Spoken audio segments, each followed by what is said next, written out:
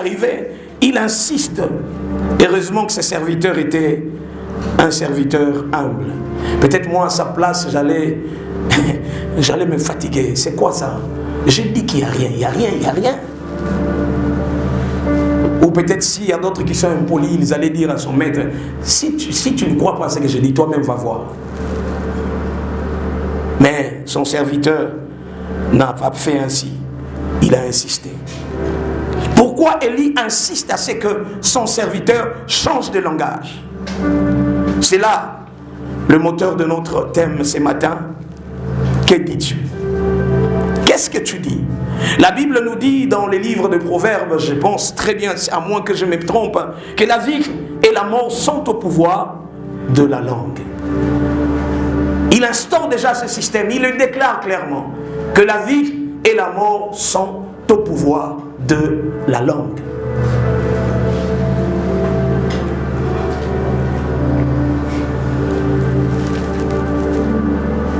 Quand la Bible instaure ces principes, il veut simplement dire que vous pourriez vivre tout comme vous pourriez mourir en fonction de ce que vous déclarez de votre bouche. Alléluia. Alléluia. Regarde ton voisin, dis-lui, tu peux mourir tout comme tu peux vivre en fonction de ce que tu vois.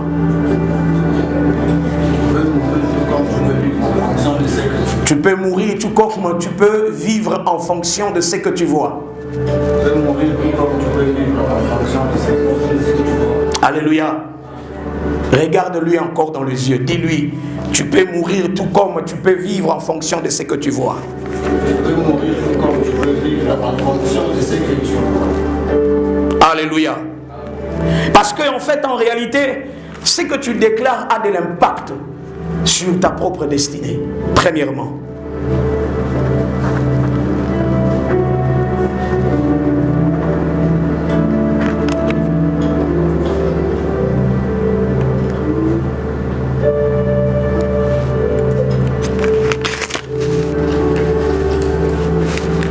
Alléluia. Alléluia. Amen. Ce que tu déclares a de l'impact sur ta propre destinée. Puisque nous l'avons dit que la destinée est quelque chose avec lequel on ne peut pas blaguer. On ne blague pas avec la destinée. Alors s'il y a quelque chose qui peut influencer ta destinée au plus haut point, ce sont tes paroles. S'il y a quelque chose qui peut avoir 70% d'influence sur ta destinée, c'est ta parole. C'est ce que tu dis. Que dis-tu? Voilà pourquoi la Bible dit que la vie et la mort sont au pouvoir de la langue. Ce que tu prononces a un effet direct sur ta destinée. Or, généralement, nous n'y prenons pas assez garde. Nous nous mettons à dire ce qu'on peut dire, nous nous mettons à prononcer ce qu'on peut prononcer, nous nous mettons à insister sur ce qu'on peut insister. On dit n'importe quoi, n'importe comment, n'importe où, sans savoir ce que ça peut faire, ce que ça peut créer. Alléluia. Ce que ça peut faire et ce que ça peut créer. Ce que tu dis a aussi une influence sur ton environnement. Et ce que tu dis a aussi de l'influence sur tes actes. Ce que tu vas prononcer va influencer tes actes, va influencer ton environnement et va influencer ta destinée finalement. Regarde encore ton voisin, dis-lui, que dis-tu? Beaucoup sont maudits par eux-mêmes à cause de ce qu'ils déclarent. Beaucoup sont liés. Beaucoup se retrouvent en fait bloqués par des obstacles qui ne viennent pas de l'extérieur mais de l'intérieur. Il est bloqué par ce que lui-même a dit. J'ai entendu une fois une jeune fille dire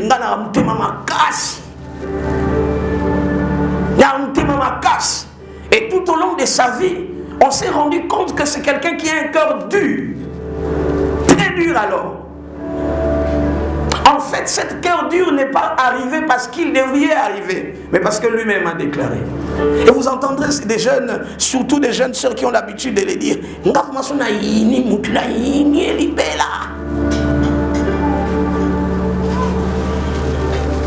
tu ne sais pas que tu es en train de maudire ton habitude et ton caractère. Pourquoi il y a un patron à Futagumbongo? Tu seras obligé de quitter le travail. Parce que tu ne peux pas travailler avec un patron que tu haïs. Tu ne sauras pas l'obéir, tu ne sauras même pas le voir. Et tu seras très mal à l'aise devant sa présence. Mais tout ça à cause de quoi? Parce que tu as dit, quand je hais quelqu'un, je le hais complètement. Dis à ton voisin, si tu as eu à dire ainsi, dis calmement, je suis sorcier.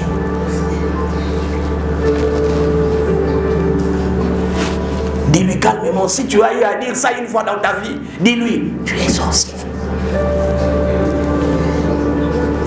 Et tu as besoin de la délivrance. Oui, c'est vrai. Si tu as eu à dire des mots comme ça, tu es sorcier. Tu as besoin de la délivrance.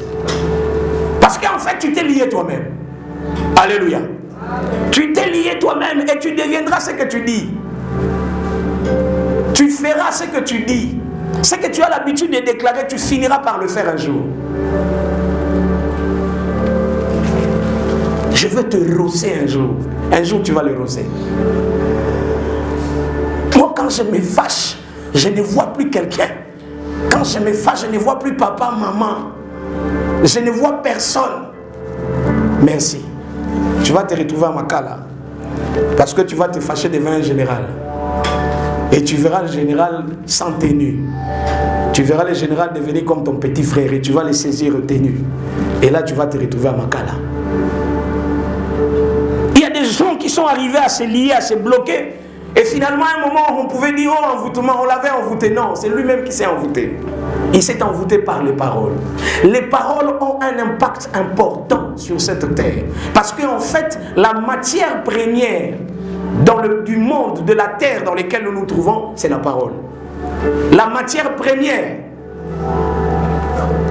du monde dans lequel nous nous trouvons, c'est la parole. Alléluia. Alléluia. La matière première, l'élément premier que Dieu a utilisé pour créer le monde, c'est la parole. Voilà pourquoi il ne faut pas badiner avec ce que tu dis. Il ne faut pas s'hasarder à le dire n'importe comment. La Bible vient rajouter un principe pour bloquer les hommes à ne pas dire n'importe quoi. Il dit, Jésus vient, il dit, si tu veux prononcer quelque chose, tourne ta langue 7 fois.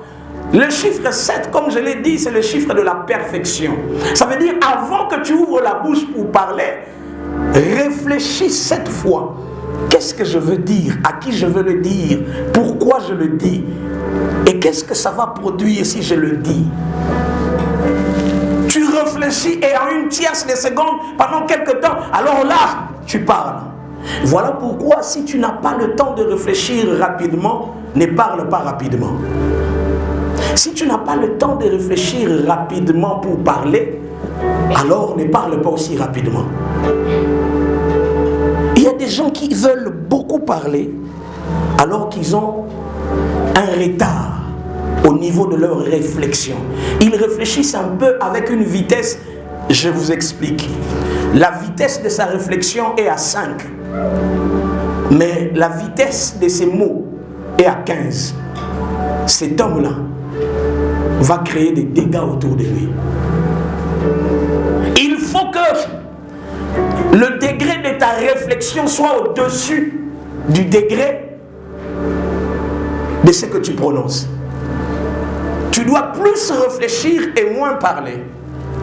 Plus réfléchir, moins parler. Ne prononce rien si tu n'as pas encore réfléchi. La Bible vient, il rajoute encore une autre loi. Il dit, quand tu es en colère, veille à ce que tu prononces. Quelqu'un qui est en colère, c'est quelqu'un qui est frustré, dont les sentiments sont froissés. Et il peut dire n'importe quoi. Voilà pourquoi le mieux à faire quand vous êtes tellement fâché, restez tellement silencieux. Ne dites plus rien. Les hommes sages, quand ils sont tellement fâchés, ils préfèrent ne rien dire. Sinon un jour tu vas tuer 42 enfants, comme Élisée. Il savait qu'il était chauve, Libandi.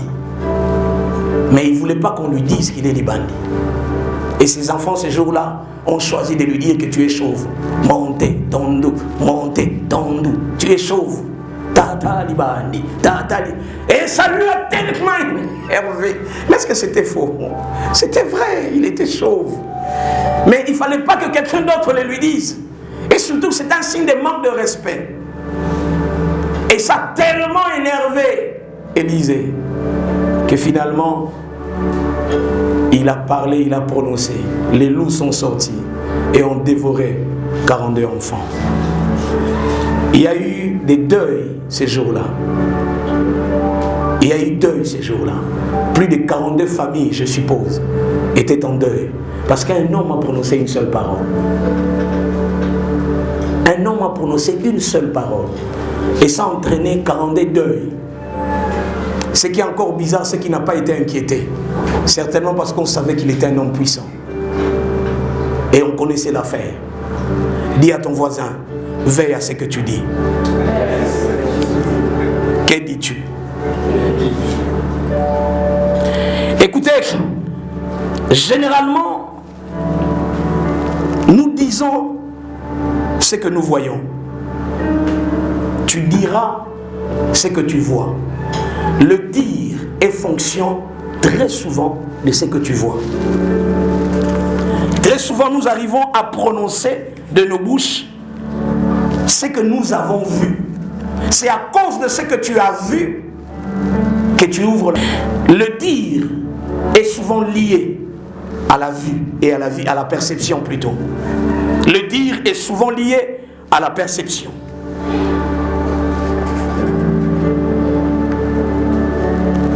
Le dire est souvent lié à la perception. Très souvent, nous arrivons à prononcer les conséquences de ce que nous voyons. Tu vois quelque chose, tu remarques quelque chose, et puis paf, tu le prononces. Tu réagis en fonction de ce que tu vois.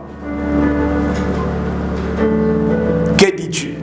Voilà pourquoi un jour Dieu place un homme devant une branche d'amandier. Je parle de Jérémie. Il lui dit, que vois-tu? En fait, si nous rentrons dans notre verset, Élie envoie son serviteur. Il est dans un processus de rétablissement, de restauration. Il doit ramener la pluie en Israël. Une pluie qui a manqué à l'appel pendant 3 ans et demi. Vous imaginez, il a bouleversé la saison, d'Israël. Tout a changé et il fallait restaurer. Ce n'était pas facile. C'est facile de détruire, mais difficile de reconstruire. Là, maintenant, pour détruire, il était seul, Élie. Mais pour reconstruire, il avait besoin de quelqu'un. Mais qui est-ce qu'il a pris? Il a pris un jeune serviteur. Et le jeune serviteur, comme il est jeune, il voit en fonction de lui et non pas en fonction de son maître. Alors que le fait que le maître l'a envoyé, en fait, le maître avait besoin qu'il le voie comme lui. Alléluia. Alléluia. Il lui envoie la première fois. Il dit, va voir. Le serviteur répond, il n'y a rien. C'est faux. Il y avait quelque chose. Dès le premier instant qu'Élie s'est mis à prier, les nuages à la forme de la pomme de main étaient là. Ces nuages étaient déjà là. Sauf que c'est le serviteur qui ne le voyait pas. Rappelez-vous ce que je dis, vous allez comprendre. La Bible dit dans le livre de Daniel, Dieu dit à Daniel, dès le moment où tu as fléchi tes genoux pour prier, j'avais déjà libéré. Donc il y a des choses que quand il y a des hommes, il y a des personnes, dès qu'ils ouvrent la bouche pour prier, automatiquement, il y a quelque chose que Dieu libère. La réponse vient déjà. Alléluia. La réponse vient déjà. Mais le serviteur n'a pas pu voir la réponse. Frères, sœurs, il y a une grande différence entre ta prière et la réponse de Dieu. La réponse de Dieu ne viendra pas en fonction de ta prière. Non. La réponse de Dieu viendra en fonction de sa volonté. Et je précise. La réponse de Dieu ne viendra pas en fonction de tes prières. La réponse de Dieu viendra en fonction de sa volonté. Voilà pourquoi on nous conseille de prier selon la volonté de Dieu pour avoir vite la réponse. Le jeune serviteur, il se lève et dit, il n'y a rien. Non, c'est faux, il y a quelque chose. Parce que sur cette terre, la nature a horreur du vide. On ne peut pas dire qu'il n'y a rien. Il y a toujours quelque chose. Ne dites jamais qu'il n'y a rien. Il y a toujours quelque chose. On ne peut jamais être sur cette terre, être à un endroit où il n'y a rien.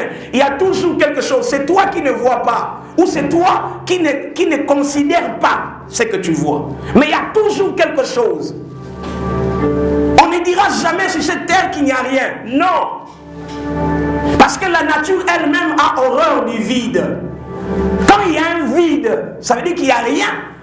La nature doit remplir cet espace-là de quelque chose. Alléluia. Donc, tel que tu es là, il y a des gens, quand vous leur posez la question, moi je n'ai rien. Non, c'est faux, tu as quelque chose. C'est toi qui dis que tu n'as rien. Mais ce n'est pas qu'il n'y a rien.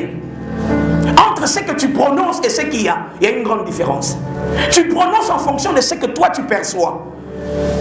Mais attention, il faut prononcer les mots de ta bouche en fonction de ce qu'il y a, pas en fonction de ce que tu perçois. Parce que ta perception peut être biaisée. Prenez un aveugle, il voit, oui ou non? Prenez un aveugle, il voit, oui ou non? Non. Mais il parle, oui ou non? Il parle, oui ou non? Demandez à l'aveugle, le ciel a quelle couleur? Il te donnera quelle couleur? Mais il ne te dira pas noir puisqu'il n'a jamais vu des couleurs. L'aveugle n'a jamais vu des couleurs. Il ne connaît pas ni noir ni bleu. Il ne connaît pas. Il dira je ne vois rien. Mais est-ce que vraiment qu'il n'y a rien? Tu ne peux pas répondre aussi à la place de l'aveugle puisque tu n'as jamais été aveugle. En fait, l'aveugle dira, il va te donner une réponse mais qui ne sera pas vraie. Parce qu'il ne voit pas. Mais est-ce que le fait qu'il dit qu'il n'y a rien veut dire qu'il n'y a rien? Non, c'est lui qui ne voit pas. Voilà pourquoi il dit qu'il n'y a rien.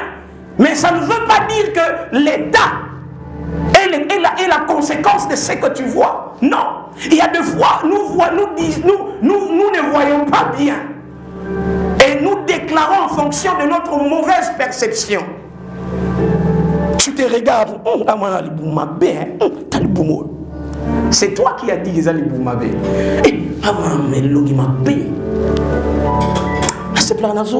Voilà pourquoi il y a des chirurgies plastiques. Des gens qui regardent leur nez et disent mon nez ressemble vraiment à des omelettes bien cuites, très plat. Ça c'est toi qui as dit. Mais est-ce que c'est vrai? Quelqu'un d'autre va te regarder, oh il a un joli nez. Et quand tu lui dis qu'il a un joli nez, il s'énerve. Il pense que tu l'insultes. Parce que lui-même a l'habitude de dire qu'il n'a pas un bon nez. Dis à ton voisin, attention à ce que tu dis. Élie dit, le jeune serviteur dit à Élie, il n'y a rien. Élie s'énerve au point qu'il l'envoie 7 fois. Ce n'était pas en vain. Il insiste, il dit, va encore voir. Il revient, il n'y a rien. Dis, rentre, il n'y a rien. Rentre, retourne encore. Qu'est-ce que le jeune serviteur avait comme responsabilité? 2 choses. Voir et dire. Voir et dire. C'est la seule chose qu'on lui a demandé. Mais il devrait bien voir pour bien dire. Si tu ne vois pas bien, tu ne diras pas bien. Ou tu ne prononceras pas bien de choses. Allez lire dans votre maison Jérémie chapitre 1, le verset 11 à 12. Dieu place une branche d'amandier. Comme premier point, je l'ai dit, le dire est souvent fonction des voir. Jérémie 1, verset 11 à 12. Dieu place son jeune serviteur, qui vient de recruter. Il lui dit, va voir. Il place quelque chose parce qu'il voulait travailler sa perception. En tant que prophète nouvellement recruté, un prophète ne peut pas ouvrir la bouche s'il n'a pas encore travaillé sa perception. Voilà pourquoi les domaines prophétiques fonctionnent sur les deux piliers qui est la voyance et les déclarations. Et il devrait travailler ce prophète Jérémie. Il place un éléphant devant lui, il dit: que vois-tu? Que vois-tu? Il savait que le que vois-tu entraînera que dis-tu. Que vois-tu va entraîner que dis-tu. Et il lui dit: que vois-tu? La Bible dit que Jérémie a observé. Gloire à Dieu pour les hommes qui observent. Je lève ma main droite et que je déclare sur ta vie que tu sois un homme observateur.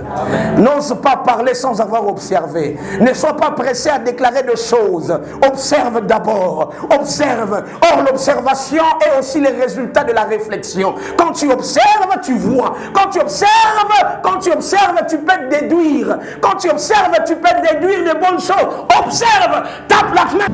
Oui, tu as bien vu. Maintenant, je peux déclarer.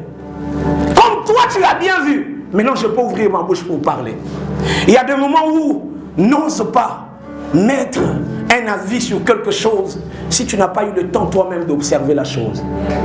Que des hommes se sont créés des problèmes avec des personnes. Ils se sont retrouvés ennemis d'un allié. Pourquoi? Tu entends quelque chose sans observer, tu émets un avis.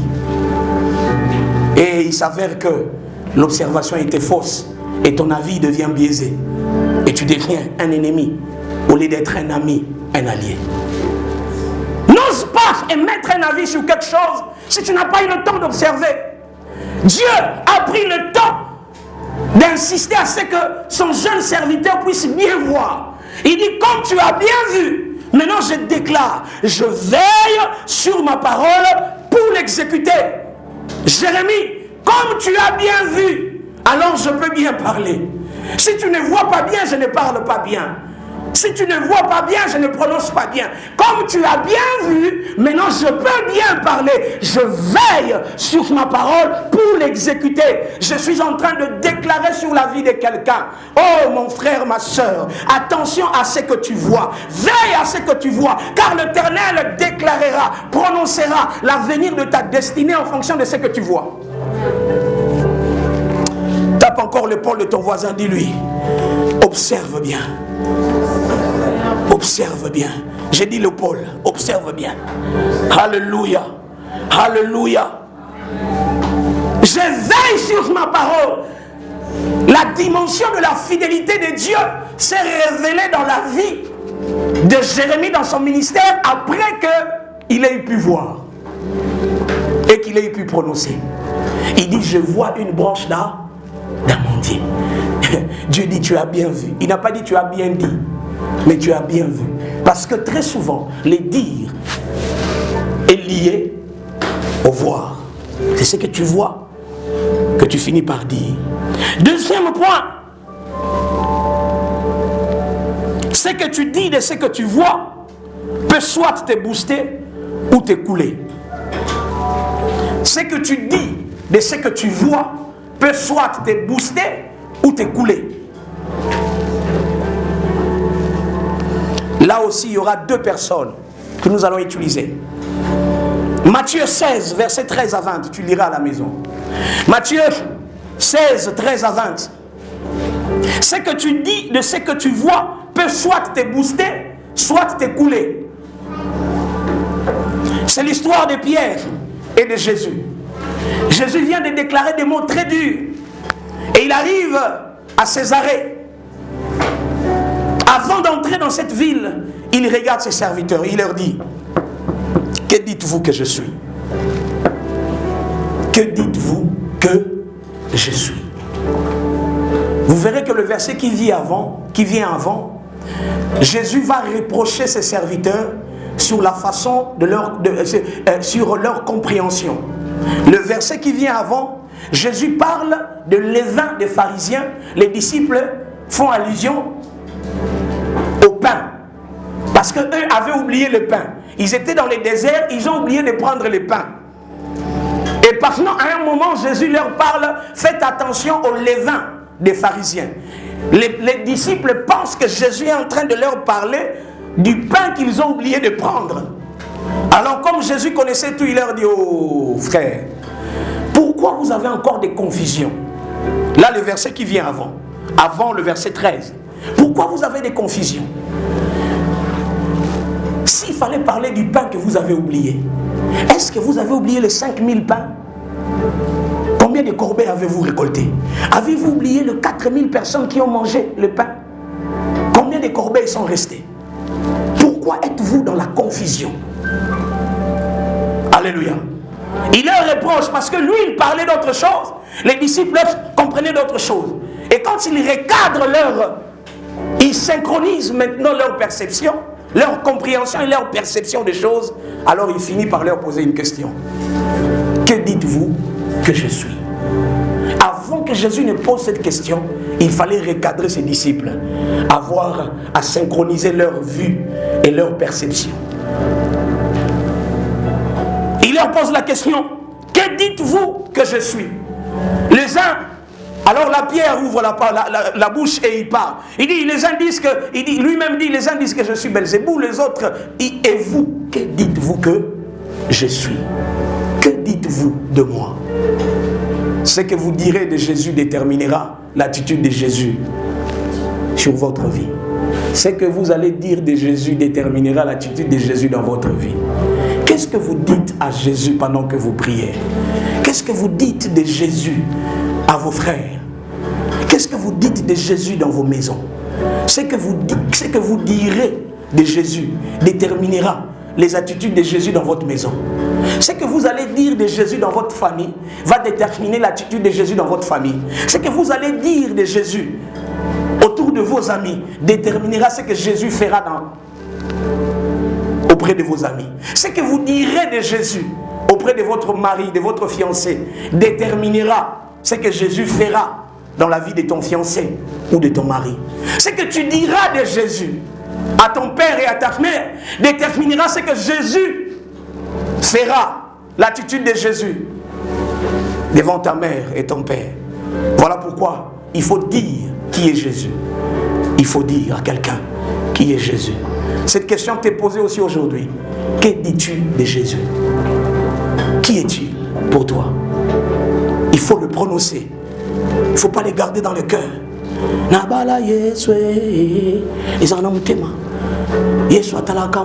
Oui, mais les hommes ont besoin d'entendre ce que toi tu dis de ton Jésus. Alléluia.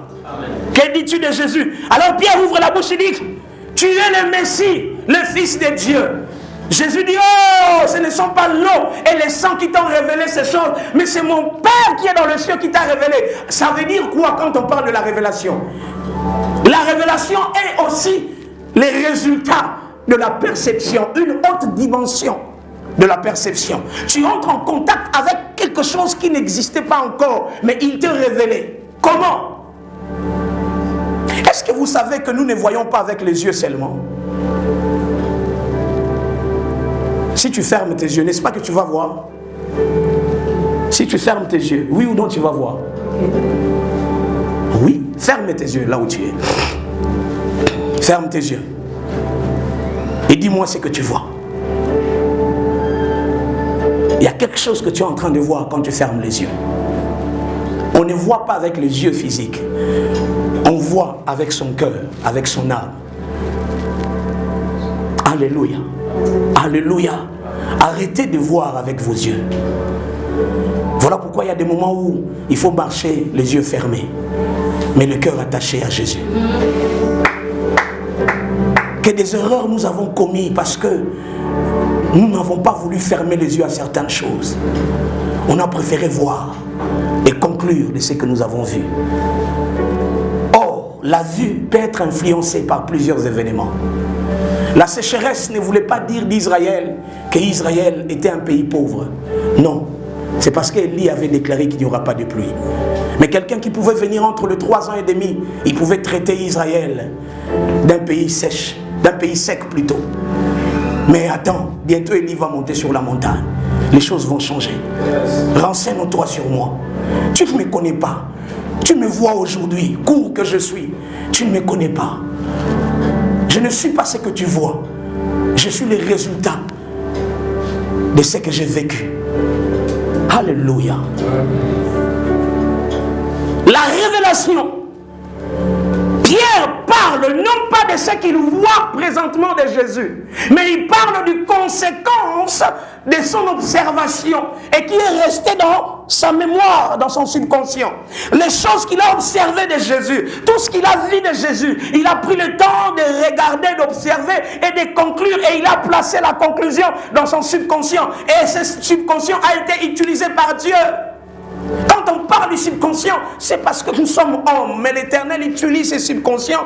Il y a un lien entremêlé entre ton âme et ton subconscient et ton esprit. Il y a un lien que je ne sais pas t'expliquer ici. Voilà pourquoi tu dois arrêter de voir avec tes yeux à un certain moment. Et à ce moment où tu dois tout arrêter. Arrête tout.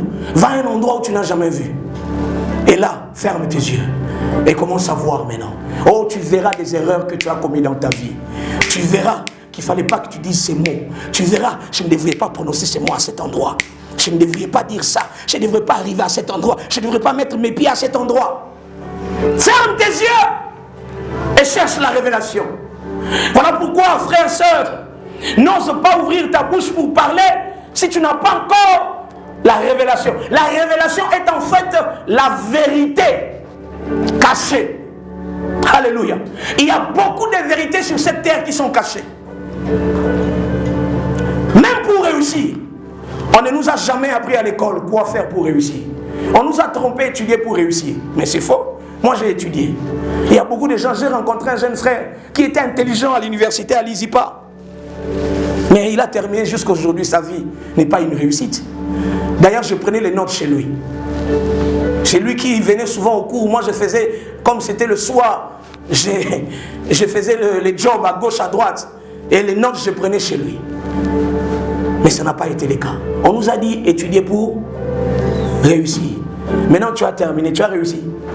Non, c'est faux. La réussite n'est pas les résultats des études seulement. La réussite est le résultat de la révélation. Alléluia. La réussite est le résultat de la révélation. Dès que tu as la révélation d'un domaine, tu comprends ce qui est caché de la vérité de ce domaine-là. Alors tu entres en connaissance de ce domaine et tu commences à planer, tu commences à dominer, tu commences à devenir expert dans ce domaine. Dès que tu découvres des vérités que les autres n'ont pas de ce domaine-là, alors ces vérités te mettent dans un piédestal où tu deviens supérieur. Et là on te voit du haut, on dit oh il a réussi. Je déclare sur ta vie que tu aies la révélation du domaine de ta réussite, que tu aies la révélation du domaine de ta réussite. Je lève ma main droite et je déclare que l'Éternel ouvre tes yeux, que tu aies la révélation du domaine où tu réussiras, le domaine de ta réussite, que tu aies la révélation du domaine de ta réussite. La révélation, les vérités cachées. Que des hommes ont commis d'erreurs. Oh, il y a des hommes qui m'ont traité de vaurien il y a des années passées. Oui, j'étais un vaurien à ces temps-là. Et ils n'ont pas pu m'accorder ce que je voulais. Ils ne savaient pas que je n'étais pas un vaurien, mais ils n'avaient pas la révélation de ma vie. Frères, sœurs, ne permets pas à quelqu'un de conclure ta vie s'il n'a pas la révélation de ta vie.